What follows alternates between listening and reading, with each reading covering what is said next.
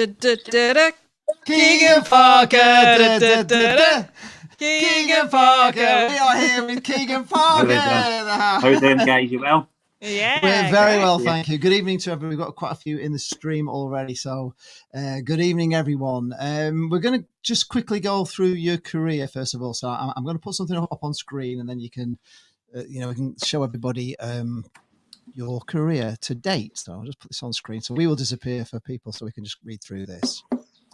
So started, born on the 8th of June 1982 in Livingston.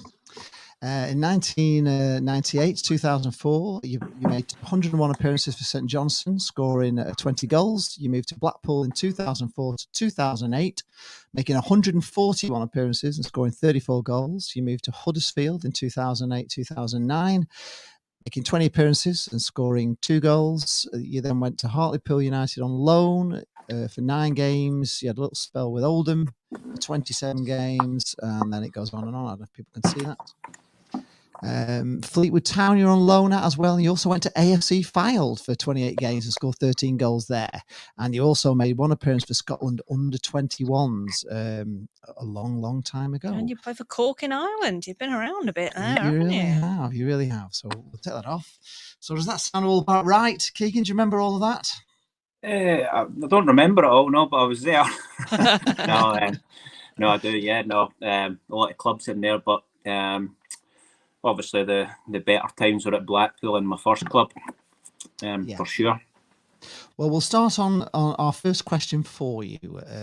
Just also, if you're in the stream and you're asking any questions, we will ask them at the end, because obviously we'll get through these questions and then we'll go back to all the viewers' questions at the end. So our first question is, when did you first started playing football, and did you always want to be a professional footballer? I was kind of late getting into football, actually. Probably 13, 14. I was in the school team, and I wasn't one of the better players, to be honest. It was kind of got touching 15. That's when I started to really improve as a player. In fact, I got my first ever award playing for a team called Muirston United, which is based in Livingston. I got the most improved player, and from then on, my dad started pushing me more. Went into a few teams up in Scotland, and there was a bit of interest. I started playing with Hutchison Vale Boys Club, who have got quite a big history of young boys coming through. Like I'm pretty sure Graham Souness and Alan McGregor, the goalkeeper for Scotland, they came through Hutchison Vale. They're a feeder club for Hibernian mostly. Right. I'm pretty sure Kenny Miller came through there as well. So yeah, and then from there I went to St Johnstone as a YTS when I was 15. Picture's just moving a bit there. It's just sliding off the screen. I don't know what was happening there. So you went to St Johnstone, didn't you? How did that come about? Did you join them on a YTS, or were you picked up? Or yeah, well, at the time it was actually my dad's friend. He was a scout for. He passed away a good few years ago. Actually, is one of his relatives is actually a mechanic now. Funny enough. He actually put me in tow with a scout at Rangers, who then moved on to St Johnstone, and I was going up there twice a week. From there, it really went pretty fast. It was about a year after I went YTS, I was playing in the first team for St Johnstone. So I think I was about 16. I was actually one of the youngest players to make my debut in the Scottish SPL back in around about 2000, 2001. Right. So, yeah. You spent 6 years there. So when did you break into the first team there? It was actually the season we got into Europe there. I think it was 2099. I'm pretty sure it was 2000, 2001. Basically, we had a few injuries that season, and Rangers, as you probably know, Rangers and Celtic are the teams at the top, battling with each other. And St Johnstone were a club who are probably not meant to be even in the top half, but as it happens, that season we were in the top 3 and 4 pushing for UEFA. And we finished third, and I remember it clear as day. I was 16-year-old, and I was out one of my jobs was cleaning the minibus, and I was cleaning the minibus, and one of the coaches came out and says, "I hope you're ready, because we're just making your shirt up for you just now. There's a chance you might be on the bench tomorrow against Motherwell." And I just remember my dad and my brother coming up to watch me, and I came on for the last kind of 20 minutes and done pretty well, and then from then on, I was kind of in the first team squad. So it was a bit of a roller coaster to start with.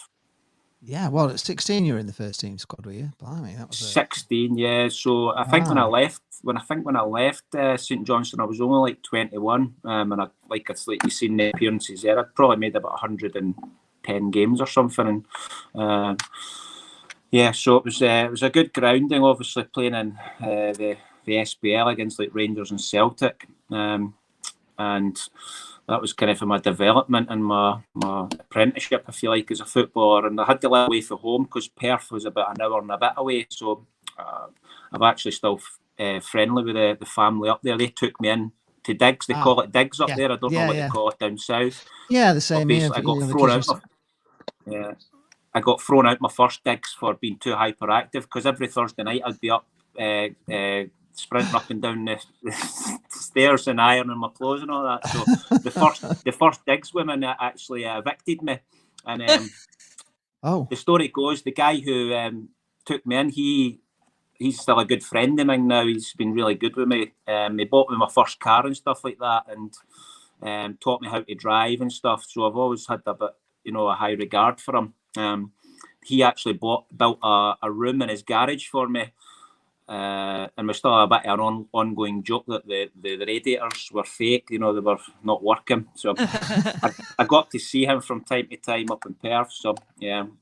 Wow. Well, you were there quite a long time, weren't you? You stayed there quite a long time. What was the highest that you finished while you were there? Was that the third place? Was the best? That was the third place. Yeah. To be honest, it was pretty consistent. I think we were like third, fourth, and then the last season, about 18 months before I left there, my contract ran out. I broke my foot. Now, back then, when you broke your foot, it wasn't quite as quick getting back. I don't think technology or surgeons were as enhanced. So it was kind of the old school. I got a pin in my foot. I always remember we were playing Celtic at McDermott Park, and it was only 6 minutes into the game. I went to run, and my foot it felt like somebody shot it, and it was my metatarsal. So that was quite a long comeback. That was my first real injury. It's about 6 months. I was in the pool every morning running. So by the time I came back, we were almost relegated from then. We went into the first division, and there was kind of a reshuffle at the club, and then I moved on to Blackpool.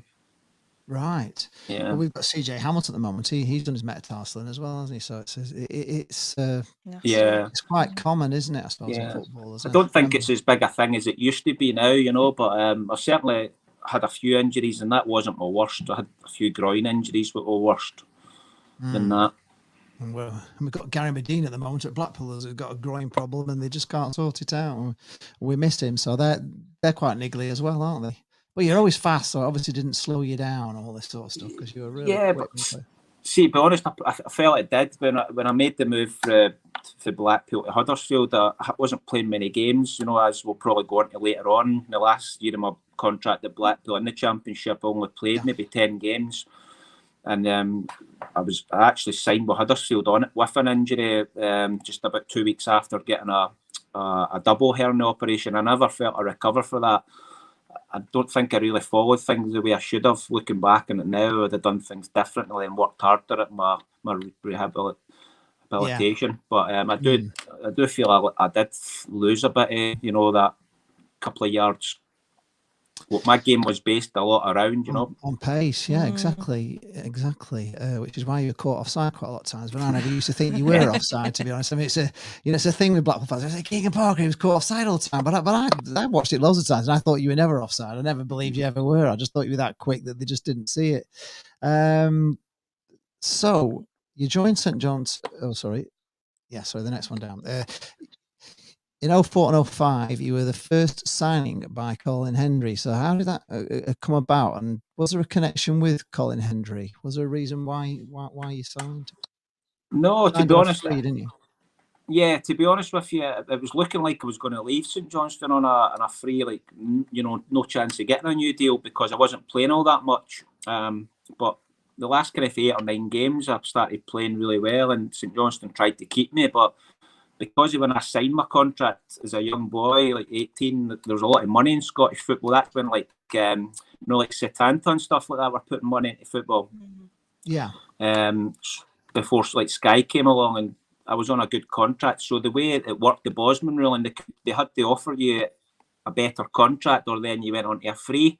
So they couldn't afford to, risk giving me the contract I was on, because I might have signed it. In fact, it would have made me, I'd have been more if I stayed with St Johnstone than Blackpool. I took a wage cut, quite significant, to go to Blackpool, but I was kind of looking at the bigger picture back then, Sure, getting into English football. So yeah, that was the kind of the story behind that. So we were thinking you might have had some sort of known Colin Hendry, because you played for the Scottish under-21s, one game. How old were you then, Keigan? Was that just? I was. One of the highlights of your career. Yeah, it was about 18 and a half, 19. Yeah, obviously the fact that Colin Hendry, I mean, going back a way back then, Colin Hendry was he was only maybe stopped playing, 7-8 years, I would say. So obviously he's maybe not a hero, I mean, but certainly somebody I looked up to, so, that was a pull for me as well. Yeah. I knew the history of Blackpool as well. My dad had told me they were a big club, and obviously going down there, I seen that, the potential of the club as well. So that was a good thing as well. Yeah. And how did you find the difference between Scottish football and the transition into English football? Was that difficult? What were the differences? No, I didn't think that. I think the English game, going away back then, obviously I was 22 or something. So my best years were firmly ahead of me back then. I think my game suited the English type of game, and certainly League One, because some of these big defenders weren't the paciest, and obviously I had a lot of speed. And when I could stay on side, I was always going to get on goal. Yes, you always were. You could just stay on side. So where did you move to when you moved down? Did you move into digs down in Blackpool as well? I had that, yeah. Well, I think I laughed. I've seen a couple of your shows before. The one with Big Ben Burgess and a bit of the Brett Ormerod one as well. And I got the whole promise the world thing as well. Like, oh, you'll come down, we'll put you in with somebody for a few weeks, and then you'll get a house. A month passed, and I was in these digs, and the boiler. It was a hotel down the prom, and every hour it was like being in jail. I've been in a few jail cells, but only for a couple of hours, thankfully. So it was like a noise for a boiler or something, and I was like, I need to get out of here. And then I'm threatening them, saying, if this doesn't get sorted, I'm going back to Scotland. Yeah. He's promised me this, and this. So did you actually eventually get that? Colin Hendry, and Colin Hendry ended up giving me a house, and I rented it off him, and I stayed in Lytham, Highbury Road East, next to the golf course. Yes, yeah. Yeah, and St Anne's, I lived there, so I liked out there. And I've actually still got my flat that I latterly lived in when I was in Blackpool. I've still got that in Blackpool, just off the park, Stanley Park. Oh right, okay. Yeah. Did you rent that out? I take it you rent that property out, do you? I rent that out, yeah. So I don't get down as much as I'd like to, but I've still got quite a few friends there. My friend's the manager of Squires Gate, so there's actually talk of me coming down at the start of next season to play a few games. So I'm trying to get myself back in shape, fit enough to play. Yeah. Yeah. Well, I noticed on your your career there, you've actually played a few games for Wire Villa, so I was a bit surprised with that one. That was the same scenario, same friend. He's a scout for Man United, and they were struggling a few years ago, and they asked me. A lot of their games were actually up in like Carlisle way, Barrow, and as it happened, my job at the time, I had some free weekends, so I said, I'd like to get back playing. So I went down and played for a few games. So, cool. Yeah, we love it down at Squires Gate, don't we? Yeah, we do. Yeah. We've actually done a few videos down there, and we're going to be doing a few more down there as well. So we'll probably catch up with you when you're actually playing for Squires. Yeah, it seems like he's doing a great job down there, Luke, as well. He's very much involved in everything in the club. Yeah, he does a great job. I was saying to your man there that before this, I've only really done one show like this, if you could call it that, and it was I don't know if you know the chairman at Squires Gate, who's been in and out of bad health. I was down doing a speakers do for him probably about maybe 7-8 months ago, and that went down quite well. So right. Joe, what's he called? We did a I forgot his surname. The big Tony Joe, guy. Isn't he? Yeah, Tony Joe. Tony. Yeah, he's Roy Chubby Brown's manager allegedly, and he done he sent Luke a happy birthday message saying, "Look, are you still a fat? Enjoy your McDonald's." So that's quite funny. But there's talking of playing Man United, playing Blackpool in a friendly game in a couple of months. So I'm hoping to get down for that.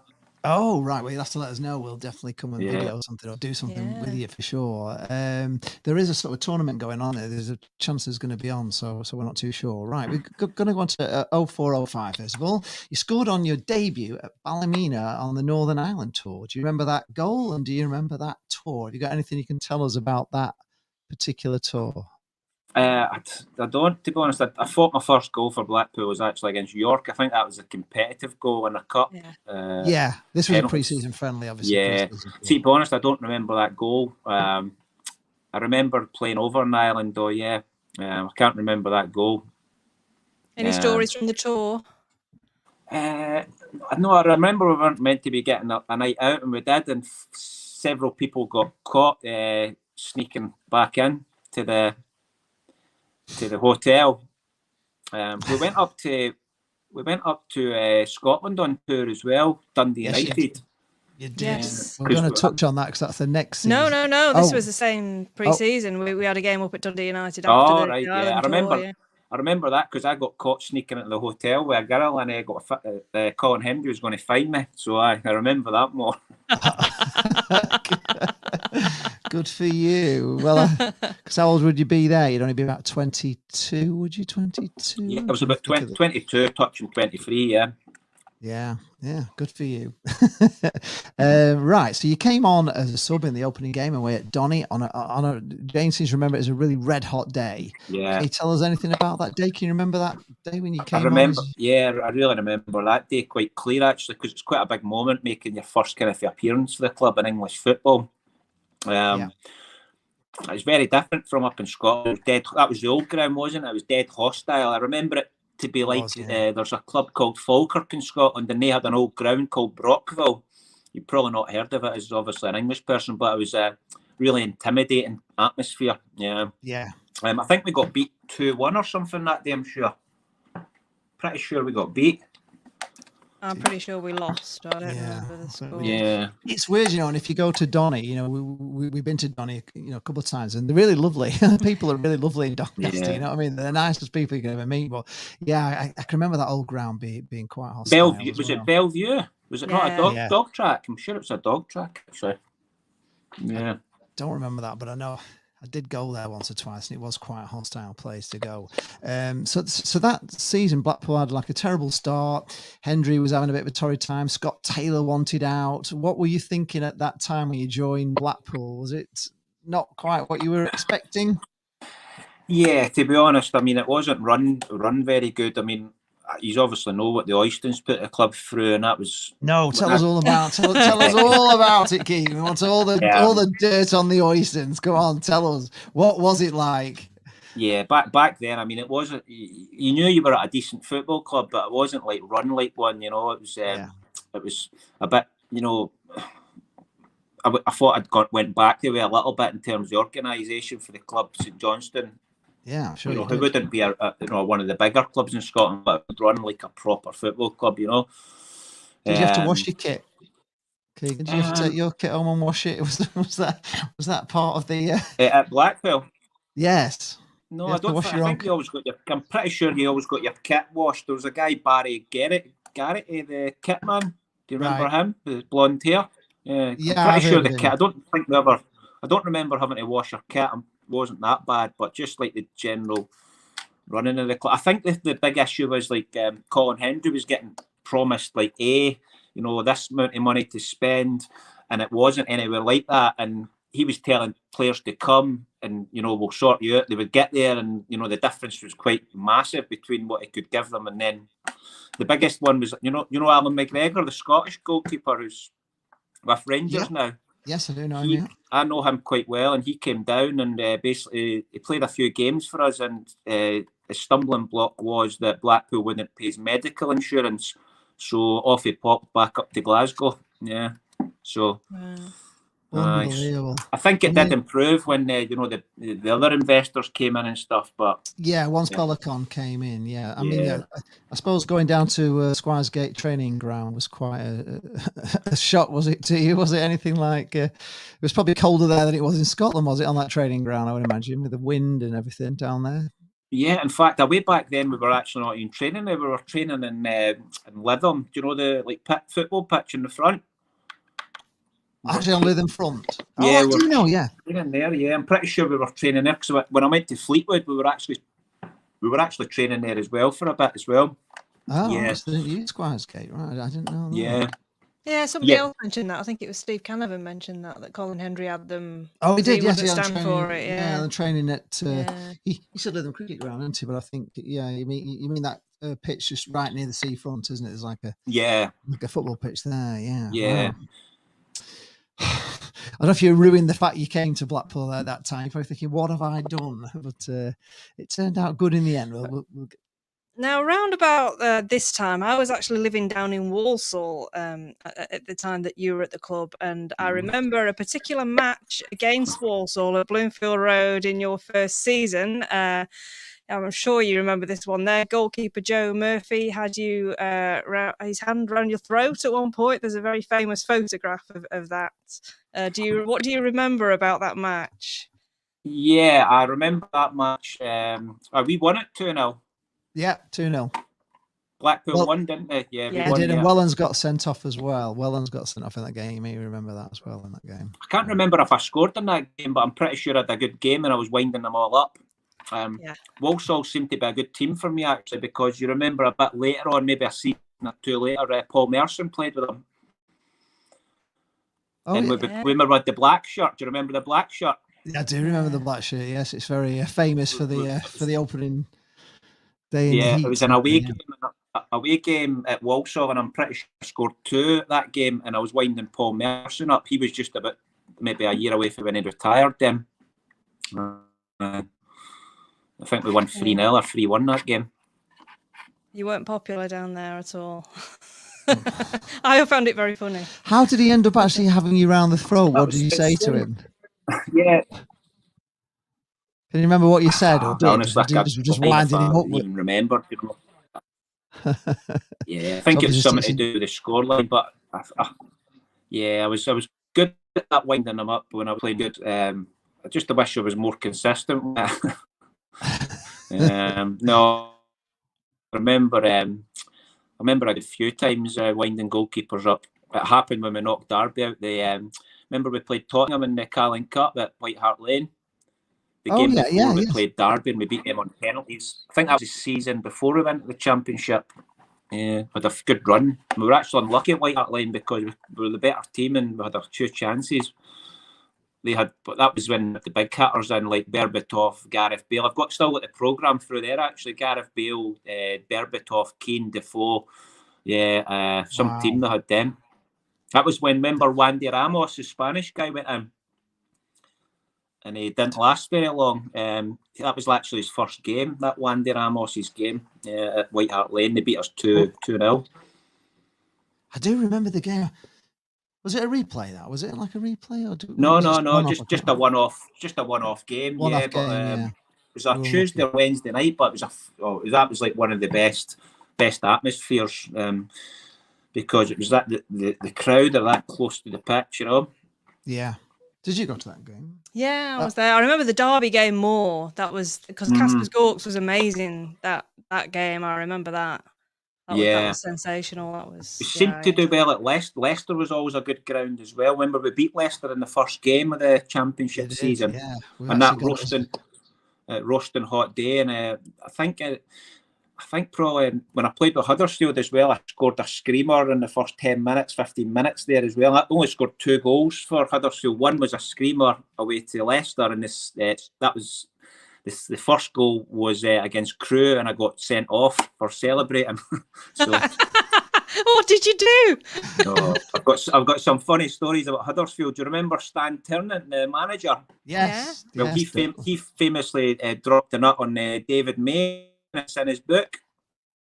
Okay, yeah. You know, he's good pals with Alex Ferguson. I like telling you that as well. So anyway, I signed with them, and I remember I told you I was kind of getting up to speed, and I wasn't fit enough, and they were kind of rushing me back to try and play, and I wasn't ready. And so I remember we played Bury away in a friendly game, and honestly, I didn't even feel half fit. I was trying to run about with this hernia. It was just getting better.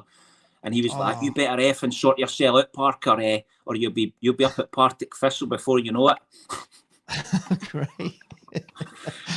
Yeah. So, and another time we played Millwall away down at the Den, and I was on the bench. And basically, I went on after 33 minutes. You remember David Unsworth played with Everton and stuff? Yes. Yeah. Well, he was there, and what's it? Is it? Who's the centre half who played with Preston? He was at Fleetwood as number 2. I forgot his name. He was there when like Alexander and that Chris Lucchetti. Oh, Chris Lucchetti. Remember him? Yeah. He was there as well. So they were building quite an experienced team. But anyway, I went on after 32 minutes, right midfield at the Den, and we were getting an absolute pummeling. And I was like, oh my God, try to chase back. And I got subbed off after like 82 minutes. And I was like embarrassed beyond belief. And I always remember it because I was meant to stay down. My girlfriend, you were saying on the other one about the girl who got the taxi to the game. The Oldham game. Remember last week you said that somebody popped up saying, we jumped in a taxi with Keigan's ex or whatever. Yes. It was in the live stream, yeah. Yeah, she was a dancer in London in the West End, and basically she was moaning, can you stay down and stuff? And I was like, yeah, lass. So I asked, and after the game, you asked before you go down, obviously, rather than, just tell the manager type thing. He came in. You're not going effing anywhere tonight. You're back up the road. We're in training tomorrow. So, ruins your weekend. Keigan. Yeah. Moving on to 05-06, you had a pre-season Highlands tour. You took in Keith, Ross County, Caley Thistle. Anything you can tell us about that tour? Is that another one where you don't remember it? Do you remember that one? I remember the weather was lovely for that tour. Yeah. Oh, I remember we had a good night out up there, and I had a stinking hangover driving away back to Blackpool, like driving right by where I live in Scotland, and I was just wanting to get off and stay there. But yeah. We played a few games up there, yeah. And I think that's when we went to the RAF base or something like that. Yeah. I think Simon Grayson was the manager then.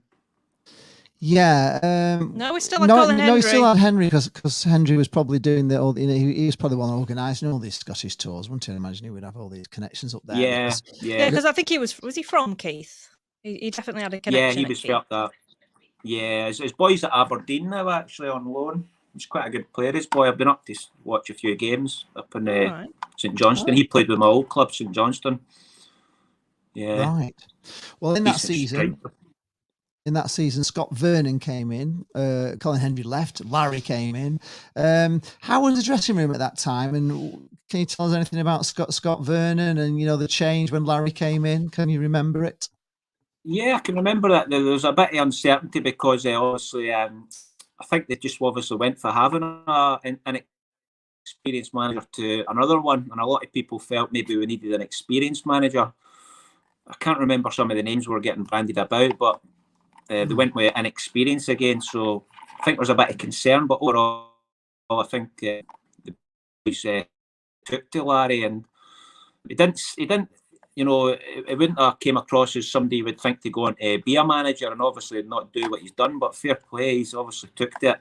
And after that, I think you're only talking maybe a short time before the new investors came in and they started, with more money to deal with. That's when they started bringing in like your Ian Evans and stuff on loan, which obviously makes a big difference. So we were going to ask you about that actually, because when Larry Bellicon came in, he had this, he was talking straight away, wasn't he, about getting us all in the Premier League within 5 years, which, I was like, you're having a laugh. We're down in these divisions for like 30 years. Was there a big difference then when he came in? Because obviously, the Oysters would never really credit anything to him, but did he make a huge difference when he came in? Yeah, I think they started putting the ante with signings and stuff like that. Like, there's no chance we could have signed players like Wes. even like Adrian Forbes and stuff like that. You know, certainly wouldn't have been getting Joe Hart on loan without the financial backing of the new investors. The club just felt like a bit, a better place to be. And I think the season we did go up, it wasn't until maybe about halfway point and we really started believing we could do it. Yes, we have a question. It's a bit further down, but I'm going to kind of ask it now, really, before we get to it. But Jane is convinced. She asks every player that comes on that Carlisle away just after the new year, we weren't playing so well. I think it was before the new year. Was it before the new year? Yeah, and we were just terrible all the way. Well, we weren't so good at the start of that season and the first half of that match, and then all of a sudden the second half we just came out and we didn't end up winning the game, but. There's something. It just seemed like something had switched at half time, and everybody started playing like demons, and then just carried on winning loads of away matches and getting promoted after that. So I'm convinced something happened at half time at Carlisle. Is there something that happened at Carlisle? So she's convinced. Yes, ask everybody that something definitely happened at Carlisle. Did something happen in that dressing room at half time? I think there was a few home truths said, and.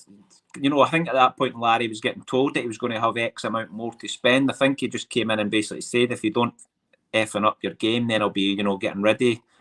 Using change, basically wipe the slate clean type of thing. And we went out and from then on, I think we went on to a good run. I think we were unbeaten in maybe 12, 13 games.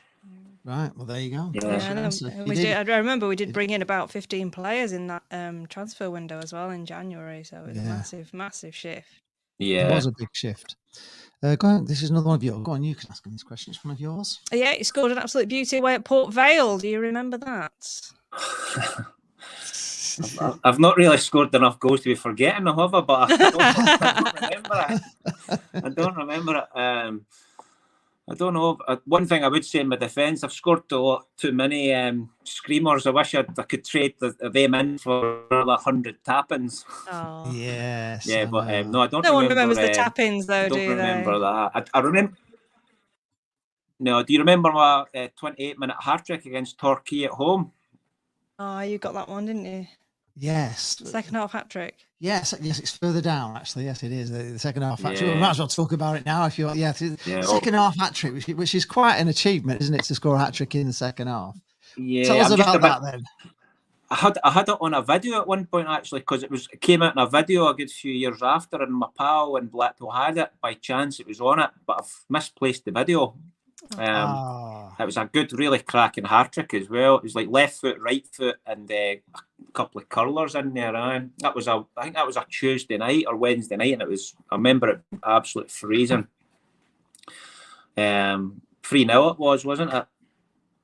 I vaguely remember. I just 3 or 4-0, maybe 4-0 actually. Yeah, I can't remember the score, but I just remember you getting that hat trick in the second half, which was incredible. Jane wanted to. No, we'll miss that one out. Latvia, in 06-07, we're going back to pre-season again. Trip to Latvia this time, and the first match actually played in front of just 14 fans. Mm-hmm. It was in a field, just surrounded by trees in the middle of nowhere, like miles out of Riga. Do you remember that game? Yeah, I remember that game, and we played the actual Riga team, I think, maybe 3 or 4 days later, and a better surrounding. Yeah. No, that was we were promised that we were going to be in a 5-star hotel, have the best facilities, and we got there and we were in this. I remember my room was like on the end of a cliff, and my toilet, you were at in the toilet trying to do a number 2. I was like, what's happening here? Gosh. But I remember I went away and I came back to the room, and Marcus Bean, you could go to the markets over there and buy like a pig's head or like a cow's bum cheek or whatever, and Marcus Bean had put the cow's head in the shower with the shower on, with all the steam going through it, and my toothbrush through its eye. And somebody told me that it was him. So a few weeks later, when we got back, I basically went to the fishmongers and got some rotten fish and put them in his new Mercedes in the spare wheel, and he was driving about for weeks. Wonderful that smell was in his car. Yeah. That serves him right, doesn't it? That's what serves him right. There was definitely something fishy going on there. Yeah. Don't mess with Keigan Parker. That's the thing. So yes, we touched on the players that came in. Wes came in on loan. Evo came in. Reggie came in. Andy Morel came in. And Burgess all signed. Can you tell us anything about those players and what was it feeling like in the dressing room then? Did you feel, when these players were coming in, that something special was going to happen? Did you get that kind of feeling on it? Yeah, I think when you start bringing players in from, most of the players were coming in from higher levels, albeit maybe not getting the games, or the game time. But like Simon Gillick came in from Southampton. You had Marcus Bean coming in for QPR, who'd played a few games. Ian Evatt come in for the same place with good experience, and he's obviously went on to do very well as a manager. So I think that gives you an extra spring in your step when you've got these people behind you, So I think the momentum was starting to build there. And obviously then Andy Morel came in, and Adrian Forbes, David Fox, Sean Barker. I mean, all these people now, great players. Back then we probably maybe even get a game in that team just now, So yes. Yeah, absolutely. Good amount of good players there. Yeah. What was it like playing with Wes and Andy Morel in particular? I mean, obviously, you had a great strike partnership with Andy Morel. It just clicked, didn't it? So something along the way just clicked. It was great. What can you tell us about those two players playing with Wes? Did you ever know what he was going to do? Wes, yeah. Wes, when he came down, it was one of them. Nobody really wanted to take a chance on him. I think he'd been a bit off the rails at Livingston. He was one of my better friends at Blackpool, so I don't think anybody wanted to really take a chance on him, but there was no doubt he had ability. He's one of the people who come in, he could come in and be the best player in training, and by a mile. And obviously, I think from what I've heard, he went on to be, more professional. As the bigger club in Norwich, I think he realised he had to kind of stop the things he was doing, and fair enough, he's had a tremendous career, but you could see that happening, his ability, but maybe sometimes his attitude wasn't that great. But I think that next level, he basically seen he had to knuckle down, and he's still playing now, so that tells you everything. Yeah, he was a great player, as a Blackpool fan. We just absolutely, we just love that team. It was a fantastic team, a fantastic time, actually. I mean, you were all entertainers, weren't you? It was wonderful as a fan to watch.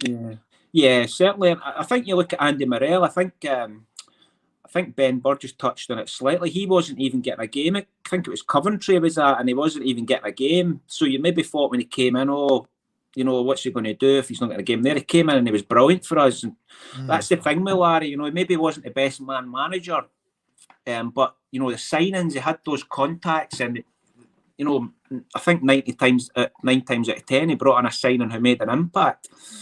And it's interesting that you say he wasn't a great man manager, because we've had Larry twice at Blackpool, and the first time obviously a lot of joy with Larry, we obviously perfect 10 and everything, but the second time he came, he didn't seem to have the same thing with the players. He seemed to fall out with a lot of players. They seem to lose the confidence. It's aside from developing players like you see in Critch doing now, the players would go from actually he's got something about him to actually just sort of going backwards almost. Yeah, I mean it's hard for me to comment all these years on. I don't know what he's progressed as a person. I don't know. But what was he like then to work?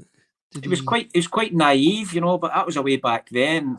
He was quite quiet, reserved, naive, but I mean, you can't argue with his credentials and what he's went on to do. I mean, I don't think you get a manager's job at Huddersfield, Leeds United, clubs like Bradford, if you're not,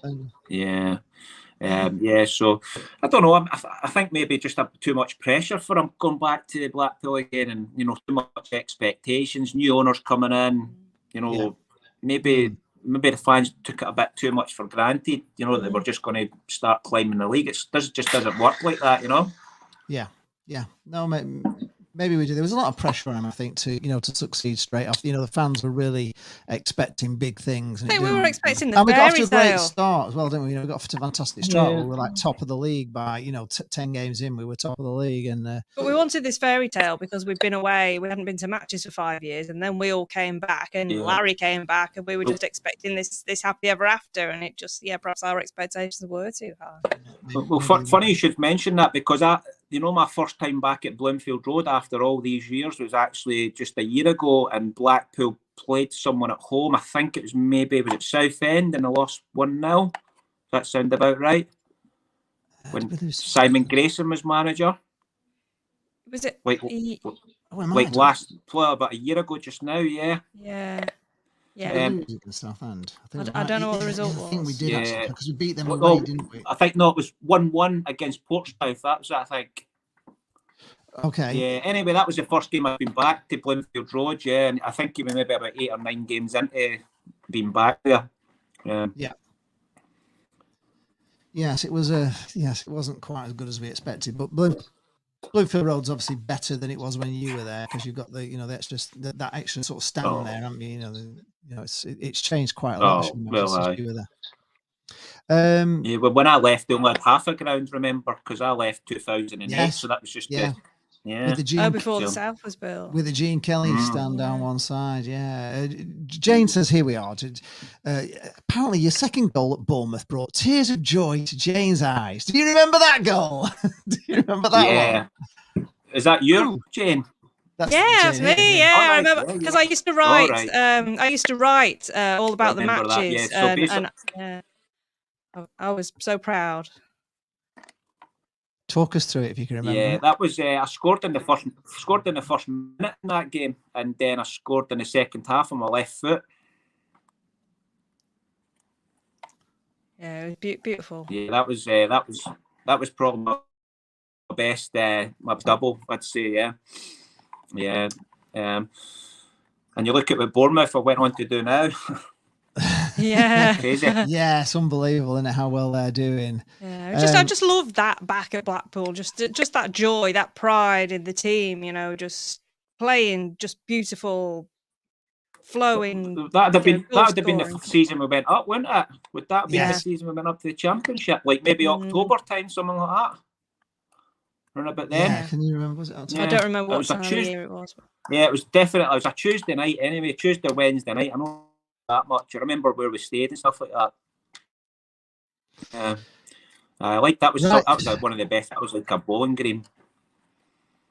Yes. Yeah, there were some lovely pictures in those days. Tranmere's was always lovely as well. Right, now she's give you a lot of praise for your second goal at Bournemouth, but she wants to find out the truth behind this now. We need the honest truth from you, Keigan. So, New Year's Day away at Chesterfield, and we spoke to Steve Canavan because he was late for that game. He didn't get there. He didn't arrive for his commentary till about 25 minutes into the game, and Chizzy was having to do it on his own. And it was a horrible day. It was raining and it was windy, and it was our last ever game at Saltergate, and we were stood on this open terrace, and it was just absolutely bloody awful. And you didn't travel because you had a mystery 24-hour bug on New Year's Day. You just explained to us where you might have picked that up on New Year's Eve. You want me to... I'll tell you the truth, but it's not all that exciting. You might be very surprised. All right, okay. Well, tell us the truth. So basically, I did travel. I was in the hotel in Sheffield. We stayed in Sheffield, but actually I had a burger maybe about 9:30 at night, and I was sick through the night. And I actually got told not to travel with the team. I think that was a time where I wasn't really playing. I was maybe going to be on the bench anyway, and I had a bit of a falling out with the manager. So it wasn't one of them where I was going to be a starter, maybe another year down the line when I was in the team. Yeah, so it was nothing. Yeah, there was nothing untoward about that. I mean, there we are. Yeah, certainly. See, be all honest, all these years, she's held it against you on that. She was in that weather and you weren't there. Yeah, see, be honest, you get kind of get tarnished, and the goblin gets made out to be something it's not. I mean, I like the night out, but it never affected my football to the degree where I'd be out hungover and not make training or a match or anything like that. One time in town, I was out on like a Tuesday night and got jumped after the night out, and I got concussion and I had to miss a game against Wrexham. that was from being out, but that wasn't like a night before the game, so yeah, that's probably the worst. I mean, the players did used to go out, didn't they, quite a bit, in town in those days. Used to go on a Thursday night. I saw loads of players in Springs and stuff there on a Thursday night. It used to be saw quite a few of them. I guess things have changed now, haven't they? You just can't imagine that happening these days. No, they're like robots now, aren't they? Where they're not actually allowed to go. Well, a lot of them don't drink, do they, these days? At the higher levels. Yeah, it's a culture, isn't it? It's a very, it's they all come through these academies, and they're kept in academies, and they just, they look after them and make sure that all the diets are right and everything else. And there's so much money in it as well, isn't there? For them to. Right, we're going to go on to the wonderful times. So, what can you remember about the perfect 10? I mean, obviously, in Blackpool, it's legendary. But do you just in that run, did you start to feel something special is going to happen? Yeah, I think it was just momentum, and we did feel pretty invincible because we were swiping, teams aside, like that Swansea game. I watched that just a few months ago. I mean, that was a real away performance. I mean, they were a decent team, and we, you score 3, we score 5 type thing. To go into the playoff final with that kind of confidence and momentum, it was always going to be hard to stop us. I think even with the Oval, who came off the back of beating Nottingham Forest, it was always going to be an uphill task for them. Yes, you were in the stream, and we mentioned Swansea, and you mentioned you gave us a bit of a grabber on Saturday about some sort of car park meeting. So, do you remember putting that in the stream on our live stream on Saturday? Yeah. No, well, funny enough, that game, the Swansea game 5-3. 6-3. 6-3. Liberty Stadium. The assistant. Yeah, that got 2. Well, the assistant manager for them, to Roberto Martinez, with a guy called Graham Jones. Now, I played with him at St Johnstone. He was actually in the dugout, and when I scored one of my goals, I blew him a kiss. So it went on for there. From there, after they tried to sign me for like 6-7 months, Right. And obviously, then we went up to the Championship. Blackpool started asking for silly money, and then when I was coming out of contract in like the January time, they tried to sign me again, So I was on the phone to them quite a bit, and that's when my head wasn't really with it at Blackpool. I wasn't agreeing a new deal, and I just wanted to go away and, get a fresh start. And that's when I probably wasn't really in the best headspace, and that's when my performances started to suffer. Yeah, because it was. Yeah, we'll go onto that in a minute. We'll get through the good stuff, and then we'll figure out why. Can I just grab my charger? Is that all right for over here? Yes, you can. Oh, can I go and grab my drink as well? Yes. Yeah, just a sec. Quick little break. So we'll just have him back in our one moment, folks. James just got a drink, and Keigan's just got to get a phone charger. There is a few dropouts on this, so I do apologise. It's just hopefully it's coming through good for you.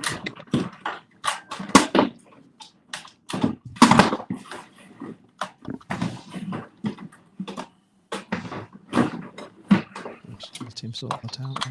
Oh, yes.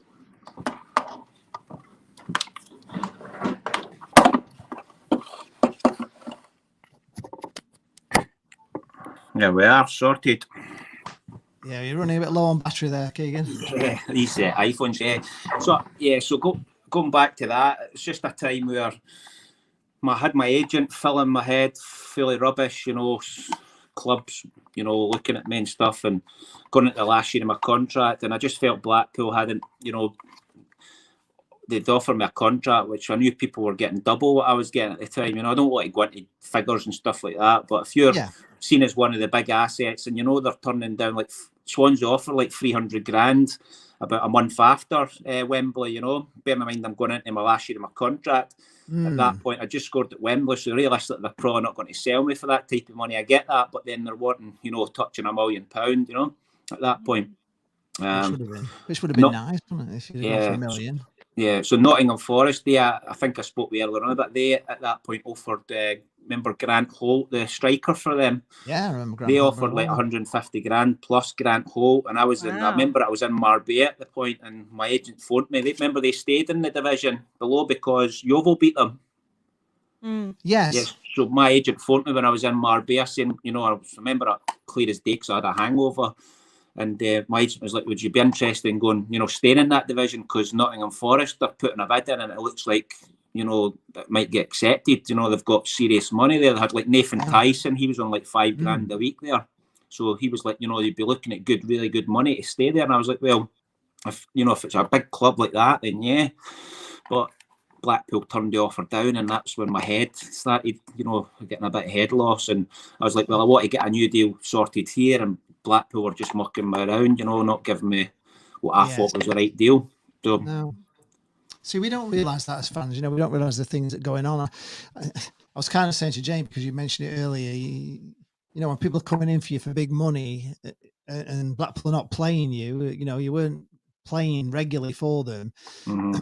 And they're not sorting out your contracts, and you're thinking, hang on a minute, Forest are after me, Swansea are after me. Why are you not giving me a decent contract, and why are you not playing me? And I can imagine it would mess with your head and upset your whole, the whole way you're thinking, and I can understand that. So it totally makes sense to me. I mean, it does get to you because years later, a bit of a story. I just signed with Mansfield Town. This is going like on maybe 4 years after that. They were in the conference, but they were, looking to spend a bit of money and go up. I remember being in the manager's office, and a scout came in with a Middlesbrough badge on, and he was like, who's this? And the manager was like, this is Keigan Parker. And he was like, what, the Keigan Parker who played with Blackpool? And I was like, felt all awkward in that. He was like, oh, bloody hell, what are you doing playing here? He says, I was scouting you for 3 games for Middlesbrough. Can't remember who the manager was.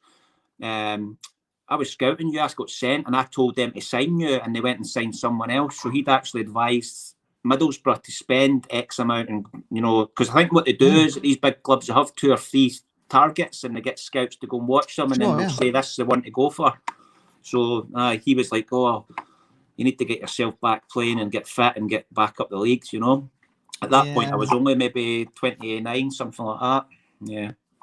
I think a lot of Blackpool fans, I mean, me in particular, I always thought you'd go on to much greater things than you actually did. I just thought you would. You were just that good a player. I really thought you were, and it's just a shame how things kind of just didn't quite go when you had that chance. And Blackpool probably stopped you, didn't they? If you'd have gone to Swansea, and you never know. I mean, you could blame that, but I mean, it's down to myself as well at times, and it's only this many years on, you kind of see that maybe you maybe as dedicated and worked as hard as you could have. Certainly if I could do it again, I'd do things differently. I'd be more committed. That pure hunger. I mean, you see people nowadays are proper addicted to trying to make it as a footballer. Yes. Maybe I got to a certain point and just kind of feel like rested on my laurels a bit. That's what I'd say. And I had a few off-field things, like I lost my mother in 2008 as well, which never helped me. And maybe had the mindset of just live life to the max a bit too much, whereas I should have been maybe more, just try to do things, working harder in the football field. Focus on the one thing. Yeah, so it's one of these things that all these years on, you can really just think about it like that, and not get. It's easy to get get too caught up in it all. You never done this, you never done that. Yeah, I should have done better. I know that myself, but you can't do anything about it now. Just be proud of the achievements you did. You do.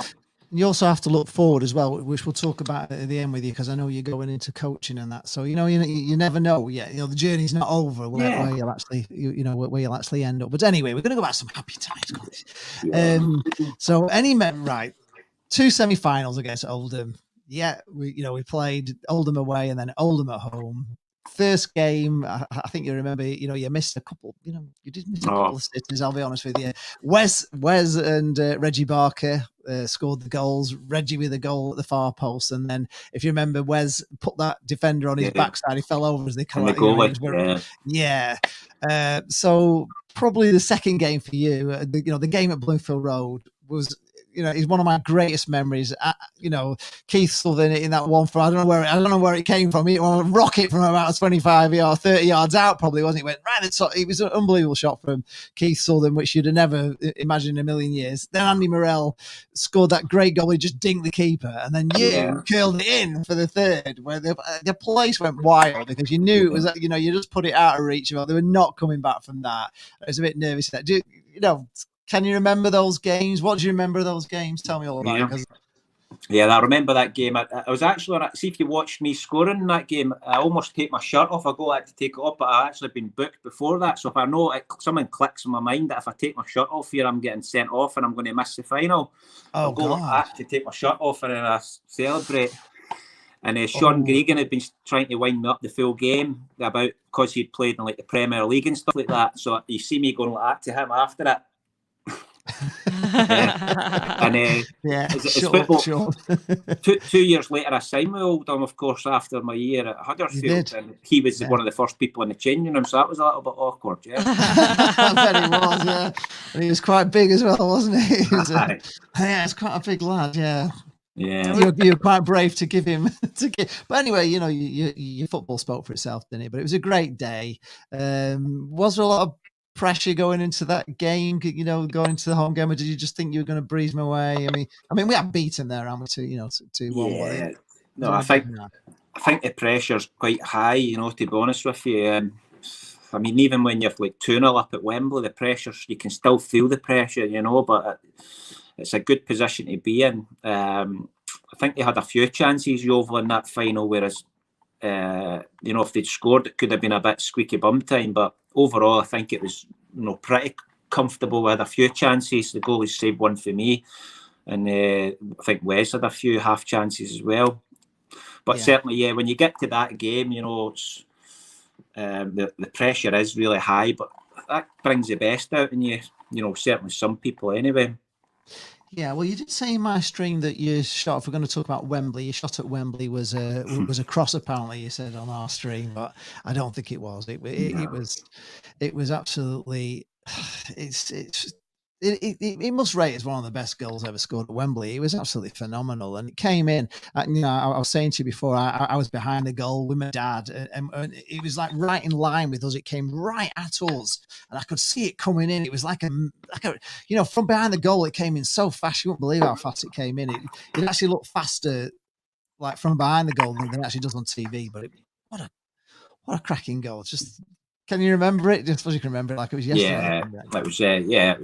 It's something what will live with me forever, And the good thing I like about that is my mum, she was still here to see that goal, So that was something that I was really proud of at the time as well. And it's like I say, you never forget. Blackpool fans want to talk about that. It's just a shame that I never went on to do more for the club after that and myself, But obviously you can't take that away from what you've done. And that was some party. I always remember we found out that we had like £4,500 worth of alcohol in the bus underneath.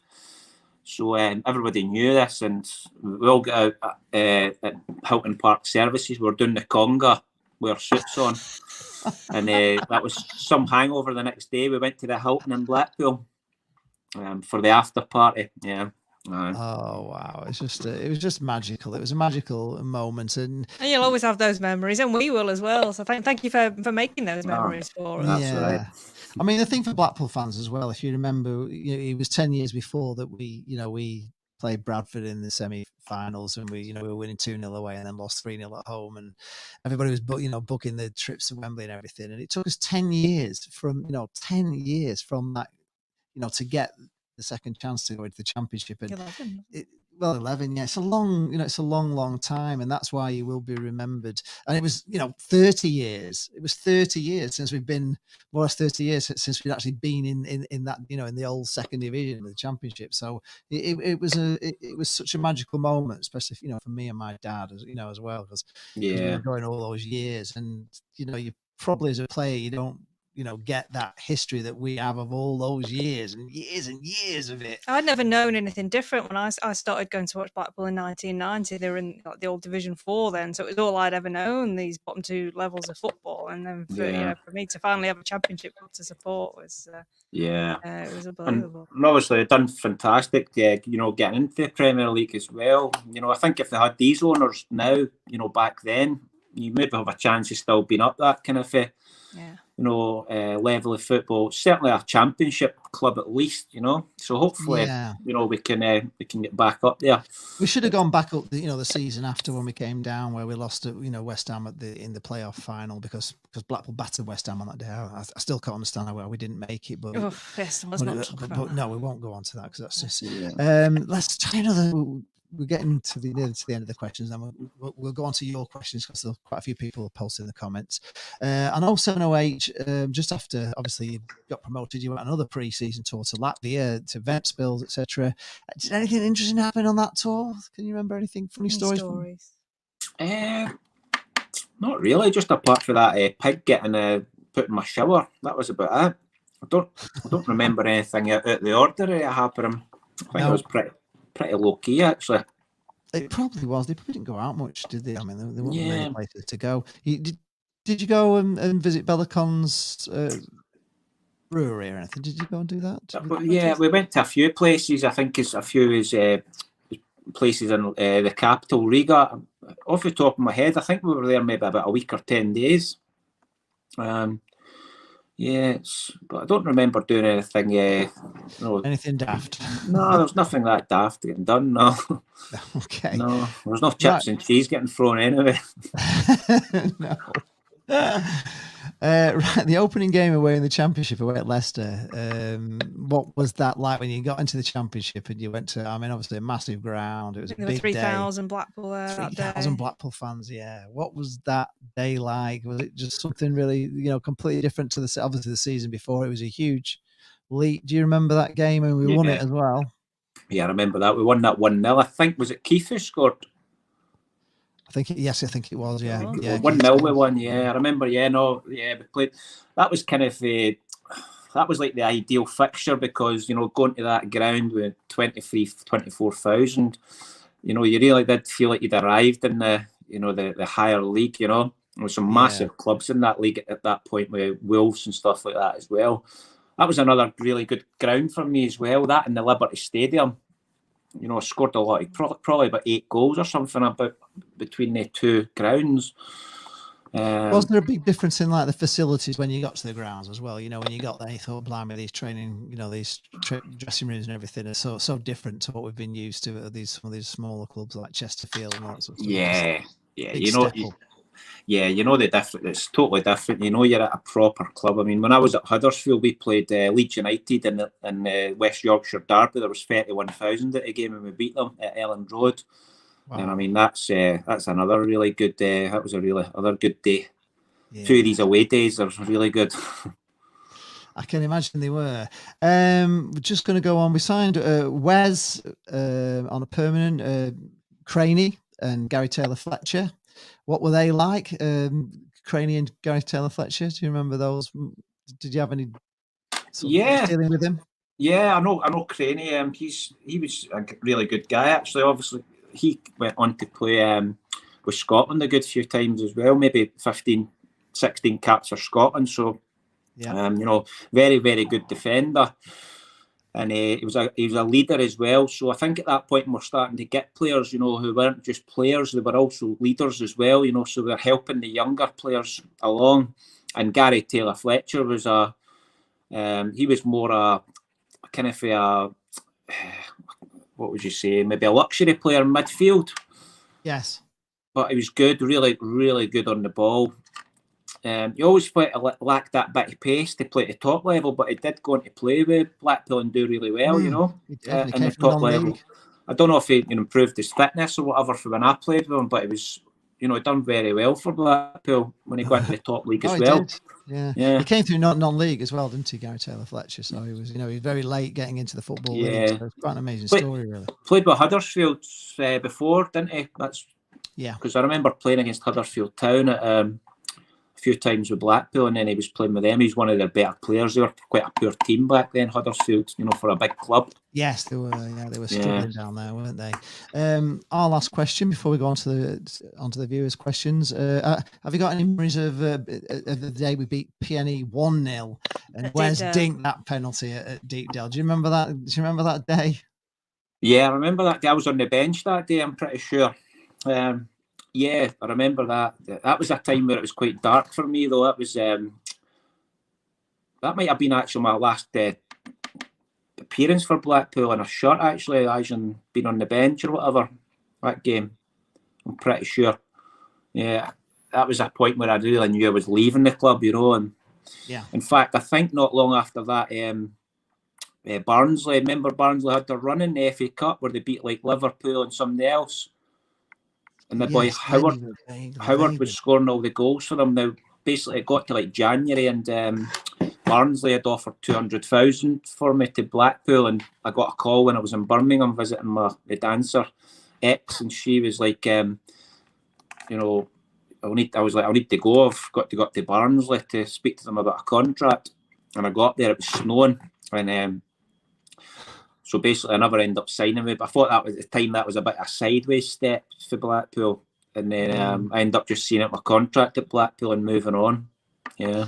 Yeah, you never really settled after that, have you? You had the long spell with Blackpool, and your first spell with St Johnstone for 6 years, and then after that, you never really stayed anywhere for longer than a year, did you? Just didn't really fit in anywhere. Maybe did you? Nothing was quite right wherever you went, or no.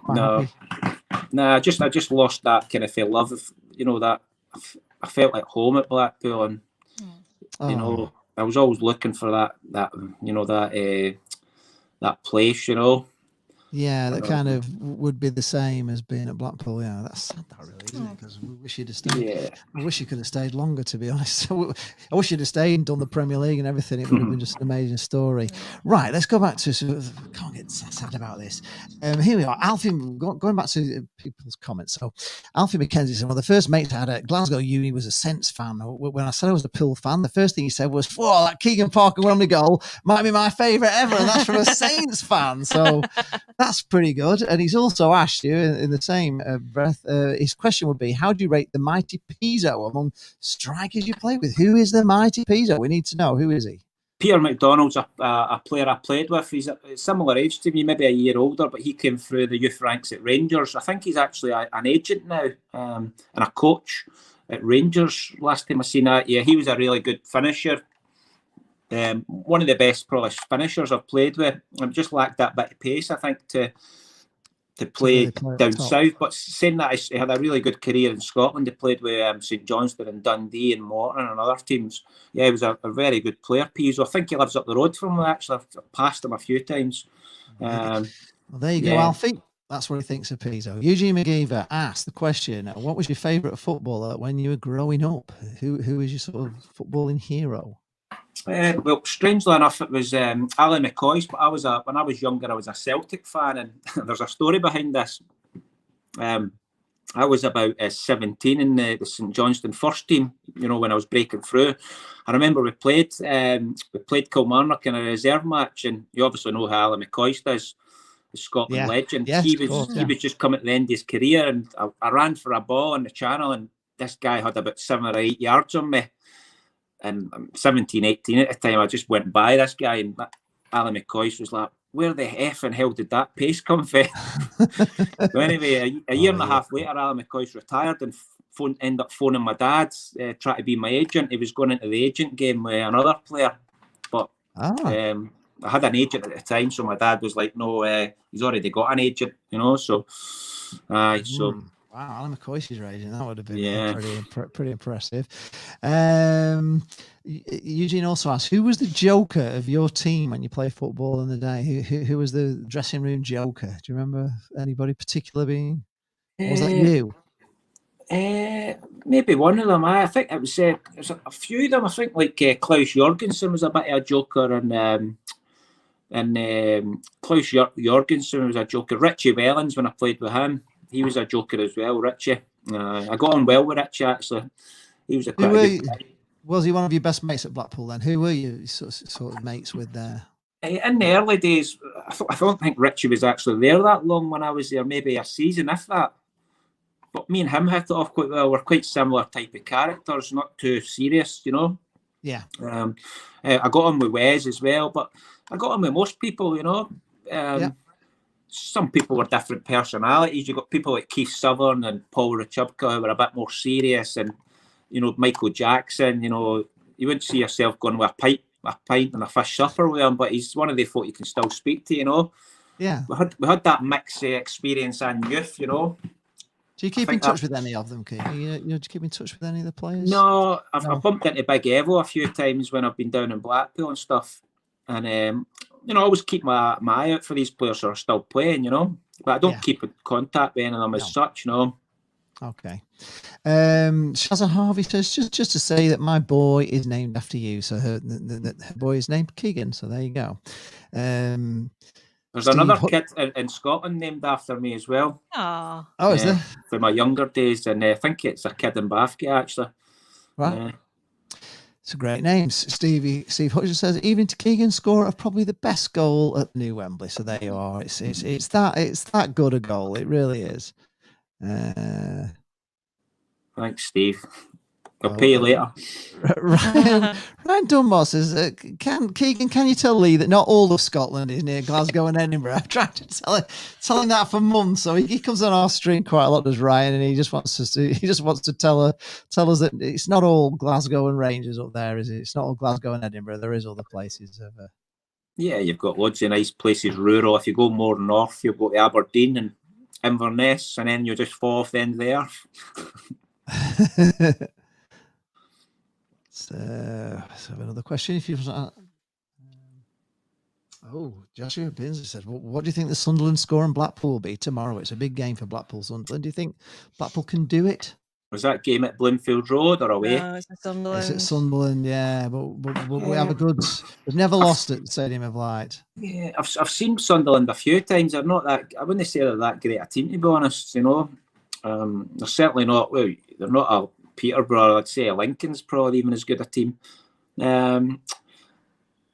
I know Blackpool, they'll do it the hard way and win tomorrow, then cock up against one of the lower teams. That's the way I'd probably predict. How it's been going. It is. It really is. Yeah. Oh, what's this? Hi guys. Why did it kick off between you and that clown who previously played for PNE in a playoff? That's we've covered that, haven't yes, we? That we was have. Green. Yes, well, we know that. Yes, we know exactly why. Yeah. We were never a fan of him either because he played for Preston. Yeah, no.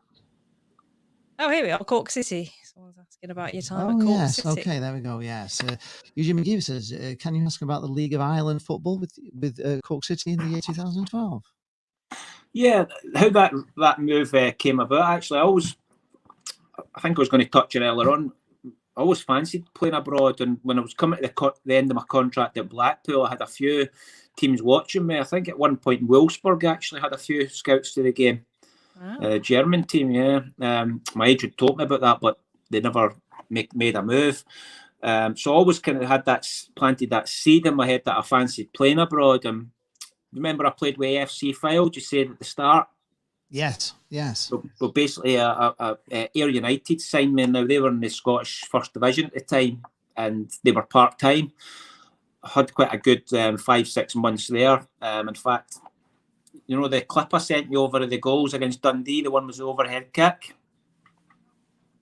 Oh yes, you did send me some clips through. Yes, well, that particular goal, one goal of the season in the whole of Scottish football. In 2011, so the opportunity came to go over to Cork and play for Cork City, and that was 5 or 6 months. I played over there. It was a lovely place. Yeah, enjoyed it. Steve Hutchins says he was there at Spurs. I think it was a Halloween or a bonfire night. So I think you were kind of right on the time of the time it was for that game. Trying to go through these. There's so many comments. I'm trying to find some questions. Oh, you want to ask that one? I can't see it. It says, is it true Forest offered you $7,000 a week this season? Blackpool got promoted to the Championship. Is that true? Do we not? No, we never got to the stage of talking money like that. But I know from speaking to my agent, they were paying like Chris Commons and stuff like that, with that type of money, you know. But it never got to the negotiations like that. That's when Blackpool never sold me. I think they were holding out for more money, and then you know what it's like. Things fall down. Sure. Michael Stewart Haig is asking, what are you up to these days now that you're not playing football? So what are you up to nowadays, Keigan? I stopped playing football about a year and a half ago. I was playing junior football for a couple of seasons. Before that, I was at Clyde. Barry Ferguson was my manager. Oh, wow. And I played with Airdrie as well. An professional Gary Bowen was my manager there. So I knew him for playing at St Johnstone, coming through the ranks as a YTS. But the junior football, I might be starting to play again. I've basically got an offer to go and be a player coach. So it's a team called Cambuslang Rangers, who are almost like a Polton Lafayette type team, you know. Up here they call it junior football. So most little towns about here have got football clubs, so it's quite competitive, you know, and they have their own Scottish Cup, you know, like the FA Cup for non-league in England, they have that up here as well. So basically, for the last 4 and 5 years, I've been in sales, working for a big corporate company as an account manager. And I've been doing that. So I've been really concentrating on my sales path, you know. Yeah, it's nice. I had a period working for a semi-pro club down here, and it's just so lovely. You know, everyone's got their own day jobs, but coming together at that football club, there's something very special about that. You know, and there's not the pressure that there is at professional levels. It's good fun. Yeah. I really enjoyed it. I miss it really. Yeah, it is. We do quite a bit of non-league stuff, haven't we? Steve Cross, which was your favourite manager in your career? I suppose. Favourite manager.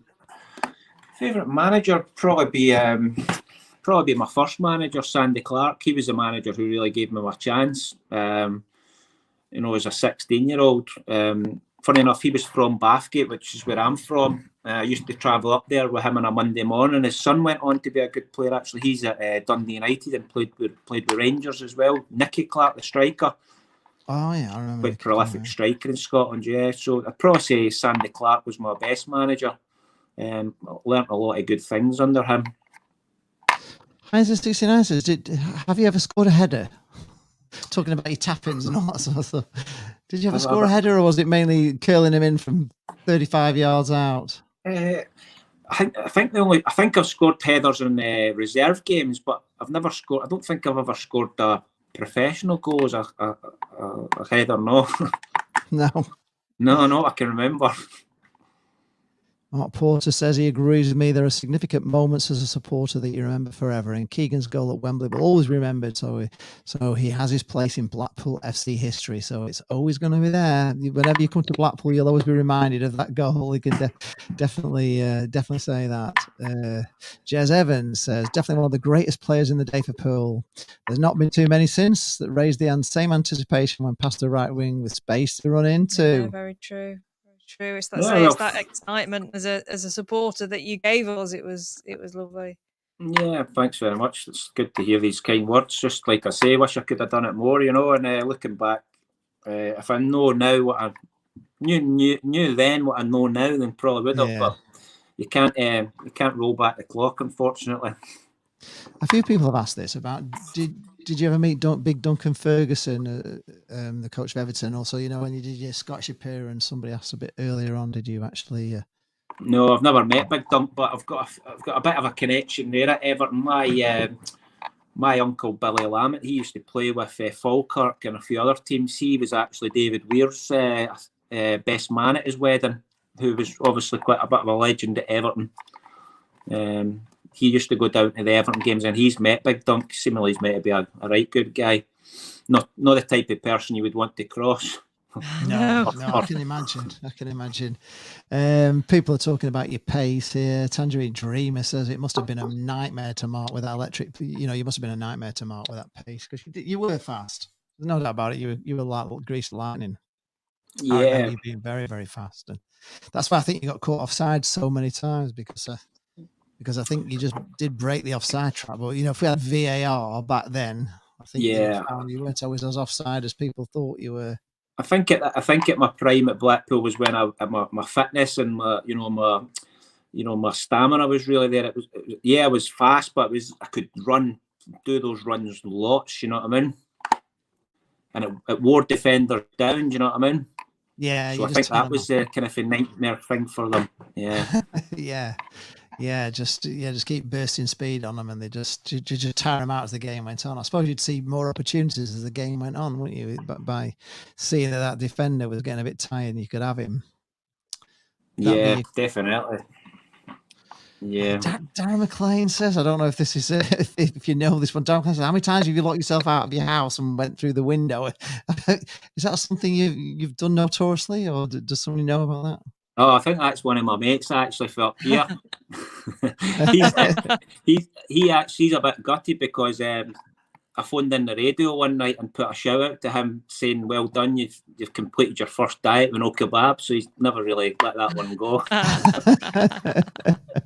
Yes, he's giving me some stickers. He said you couldn't keep your nose or your ass on side. That's what he's saying. Mick Seven says that Keigan Parker was a magician with a class above the rest and had the quality to change a game within seconds. Not many players have this ability. A gem of a signing. Yes, you really were. And I think that's actually the last. Martin Bates. Hi, Martin. He says, I heard a story about you and Wes joining in a game with some kids at Bisping. Do you remember that? Oh, I think it was a game just off the street. Yeah, that was a long time ago. Yeah, I remember that. A game of cuppy, I think you call it. Well, he remembers, Martin. There you go. Stephen Crown said, would you like to get into coaching one day? Well, I think I just said yes. So that's kind of where you go. You fancy a bit of coaching, do you, as time goes on? I think the main thing is I just miss that, that banter and that buzzy waking up for a game, So I just want to kind of get back. Funny enough, the gyms have just opened up here today as well. So I'm going to get myself back fit, get back into half decent shape and just take it from there.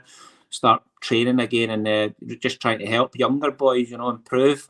And it gives me something to wake up, to look forward to on a Saturday morning in terms of football, because it's all right playing golf and tennis and stuff, but it's not the same as a game of football. Yeah. I was just going to say, if there are any younger viewers watching and you could give them any advice on football, what would it be? I would just say just enjoy it, and work hard day to day, and listen to people around you who have got more experience, and try and live your life. Try and live your life properly, and work hard on your game. And that, if you've got talent, that will shine through in the end, But I think a lot of it is mentally these days as well. The game is so fast. You really need to put everything into it. There's that much people out there trying to do the same thing, and some of these clubs are spending silly money on players as well.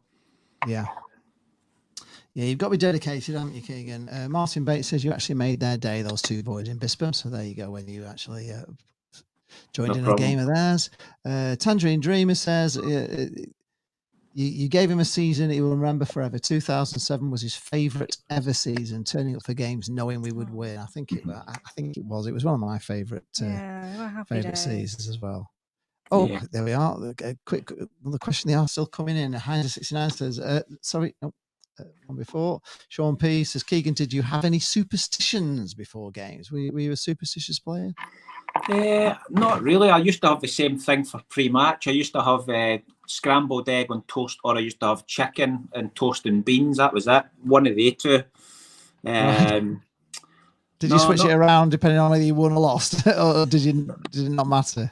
No, but I was quite superstitious about boots. For instance, see the goal against Oldham in the playoff semi-final, the second leg.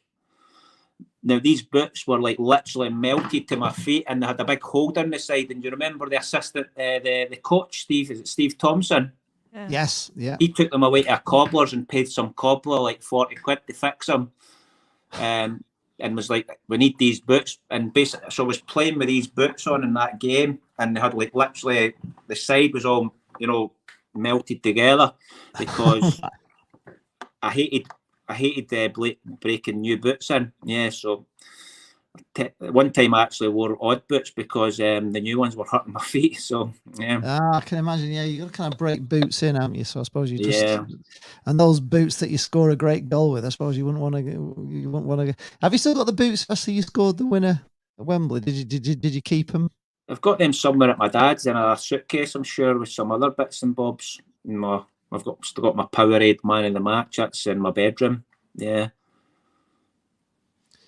Steve Hutchins says, does Keigan remember a home game for us versus Walsall when 3 pens were awarded? That would be the one game.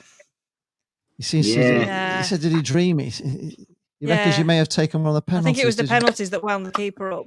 Yeah, I think I actually went down in the box like in instalments at one point. I think that's when he grabbed me with the throat. Stephen Hackwood said, do you remember playing against Huddersfield in the LDV Trophy? I think it ended up 6-4 and you and Matty Blincourt got all the goals. Is that a memory? Do you remember that one? Oh, that was at Bloomfield Road, I'm sure. Yeah. Yeah, I remember that game, yeah. Aye. Yeah, I remember that. Yeah, Matty never got that many games, but he was a good young talent. Blackpool, I think, we had a lot of strikers at that point, John Murphy and stuff like that as well. Yes, we did. Mr. Molly saying, who was your favourite strike partner during your career? Would it be Andy Morrell? Was your favourite strike partner? Oh, not yeah. I think for those kind of, I couldn't think of another time that we went 10 games, and. I think in those 10 games, he probably scored 10 goals and I probably scored 8 goals. So, it's quite a rare thing for that to happen. It was an amazing strike partnership. When you're the striker, you get all the credit. But I think the whole team at that point, we were playing with such momentum and confidence, We weren't really giving much away at the back either. No, we were really, really good. I mean, anybody obviously is too young to remember it, but we were superb. I can't say it enough. Just hard to imagine now a free scoring Blackpool side, isn't it? We're just really struggling to score goals this season. Honestly, we wish we were playing for us now because we just can't score goals. It's unbelievable. We just can't. You've got that striker up front scoring a few goals. Oh, Yates is without amazing. him, without him. I've not seen him. What type of player is he? Is he like me? Is he like a channel pacey type of player, or is he a target man? He's not a target man at all. I mean, he's everywhere. He's full of energy. He's over on both wings. He's in the middle. He's creating goals on his own. Well? Is he what? Sorry. No. Does he run offside as well? No, he doesn't. He's a bit kind of Brett-like, isn't he? He's a bit Brett Ormrod. So he crafts. He does like Cruyff turns a lot. Right. He can create space very, very well and create goals out of nothing. Loses defenders. He can pick the ball up on the halfway line, have 4 men between him and the goal, and beat them all and score. He's pretty special. On his day, he is, but he's been doing it all on his own, because Gary Madine's been injured so long. It's a shame, really, because they were just getting a right good partnership together, and big man and small man, it would have been really good. But and he's not always getting the service that he's playing with this young kid called Ellis Sims that we've got in on loan from Everton, and he's going to be a good player, but he's not quite ready yet. You know what I mean? He's only 21 or something. His ball bounces off him a bit. His first few months in men's football, really, he's been playing for the academy up there. He's been scoring a goal a game. His ratio has been absolutely incredible, and he's come here, and it's a massive difference. You can see he's improving, but he's just not. Yeah, the thing is, Blackpool probably need to kind of for the answers right now, not like a player who's going to take 6 months to develop. Yeah, no, we didn't. It was bad signings in January. Really, they had a chance to get some strikers in, and they didn't. They got this young kid in, and it's just not. With Dean getting injured, it's going to cost us, I think. Steve Hutchins says, "Did Keigan enjoy playing with John Murphy? Another of his favourites. Did you enjoy playing with Big John?" I enjoyed. Big John was really good at flicking the balls on. That was a time where we weren't, and that was quite a poor. The team we weren't. Compare that team to the team 2 years later that then got promoted. That would be, it'd be one-sided traffic. But certainly back then, Big John, he was coming to the end of his career, but I think he's actually still at Blackpool as a coach now. But he was a good big target man. Yeah. Brett liked playing with him, didn't he? Really, Brett really did. Mr. Molly says, and we brought in defender Robbie Williams, and he couldn't stop scoring like the perfect in the perfect 10 run. Well, he was a great addition, wasn't he? Because I think you told me at Wembley, did you? I think you assisted in getting the free kick. Did you? Is that right? Yeah. Well, if you watch it again, I get a slight lean on my shoulder, and I go down like somebody shot me with a sniper rifle. But Robbie Williams was great. Did you dive a little bit of that, do you think? Yeah, there was a little bit. What was I going to say? But Robbie Williams, he was a great guy, actually. He had a good few nights out with Robbie, and he used to get so drunk, it was unbelievable. I think he fell asleep in Sanook one night. Did he? Aye. Oh, you don't know about these things, Keegan. You better keep this quiet. You better not tell everybody about this. In fact, Robbie Williams was brilliant, and he had a great name as well, of course, because of Robbie. The same name as Robbie Williams, of course. Yeah. Eugene McGeever says, "What was your favourite Scottish TV programme back in the day?" My favourite Scottish TV programme is Rab C. Nesbitt. Rab C. I used to like Taggart as well. Remember Taggart? The programme with the wee guy. Yeah. He's dead now, unfortunately, but he was that was really good. There's a thing called Still Game. I don't know if you've ever watched that. Yeah, I've watched all of those. It's so funny, isn't it? There's another one called Chewing the Fat. Watch that on YouTube. That's the same people in it, but it's before, it's like the same cast members, but it's called Chewing the Fat. And you've got the football ones, Frank McAvenny in there as well. I'm looking out for that. We'll have to look out for that one. Ryan Dunmore says he's picked up on something you mentioned earlier. You said there's some nice places in Scotland. Then you mentioned Aberdeen. He says the first thing you ought to do in Aberdeen is get out of Aberdeen. Oh, Karen's not here. Is that right? Is Ryan right there? Is Aberdeen? I've never been to Aberdeen. Another story. I was close to when I was into the last year of my contract at St Johnstone. I was close to signing with Aberdeen. Actually, I had a manager called Steve Patterson back in the day, who you found out years later was really bad on the drink. That's probably why he was trying to sign me, but he tried to sign me for Aberdeen, but the deal fell through. But it's a massive big club, Aberdeen. They get like 10,000, which is a big fan base in Scotland. Yeah, there's a big fan. Yeah, obviously you have the big two, but that is big to some of the teams there, and there's some very small teams. Yeah. Right, Sean P. Have you got any? Would there ever be a funny story about the Oysters? Is there anything funny about the Oysters? I can't imagine there actually being a funny story, but is there one? Well, the story wasn't very funny for me because on the run up to the Wembley final, I was scoring and Andy Morrell was scoring, and I met the Owen Oyster in Sanook one night. Right. And he had the red Ferrari. Did you ever see him in that? Is that the one that Carl crashed? I think Carl crashed one for us, isn't he? Yeah, I was talking about that, and he was like, you know how he spoke in that posh voice, Keigan, if you score at Wembley, I will give you the Ferrari for a couple of days. I promise you that. I scored, got man in the match, got an assist, and he still never gave me the Ferrari. Oh, there we go. That's typical toe rag. There we are. Can I run to the toilet? I'm bursting on a pee.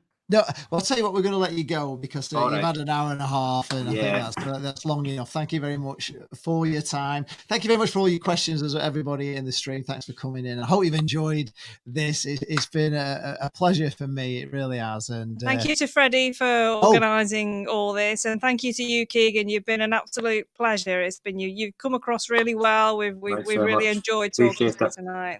Thank you. Yeah. So all the bad stories weren't true. No, well, there's a few questions we haven't asked. Obviously, there's been a few people talking about certain things, but we didn't want to go down that road. We wanted a nice night. Because we're a joyful channel, Appreciate that. Yeah, no, absolutely. So thank you very much for your time, and yes, to Freddie Abraham, who has organised this for us. We can't thank you enough. Thank you for your time as well, Keigan. It's been absolutely fantastic. So we'll all the best, guys. And thank you for the memories. And maybe sometime when you're at Bluefield Road, I'll give you a message when I'm coming down for the game anyway. All right? Yeah, because they've got this new supporters club called the Armfield Club across the road now, and the former players are going to be based in there. So we're going to be doing shows and stuff in there. So definitely you're invited, and I'll catch up. You owe me that fish supper that we spoke about for my fee for this anyway. We will. It's got to be the cottage chippy or the one in Lytham, though. That's the real one. one. Yeah, I'm dying to go to the cottage chippy, actually. I've heard good things about that. So, yeah. We'll honestly, promise you're absolutely on. You're absolutely Thanks very right. much. All right, cheers. Thank you. Thanks, I guys. can't See you wait. later. Bye Good bye. night. Thank you. Bye-bye. Bye. Bye. Thanks, everyone.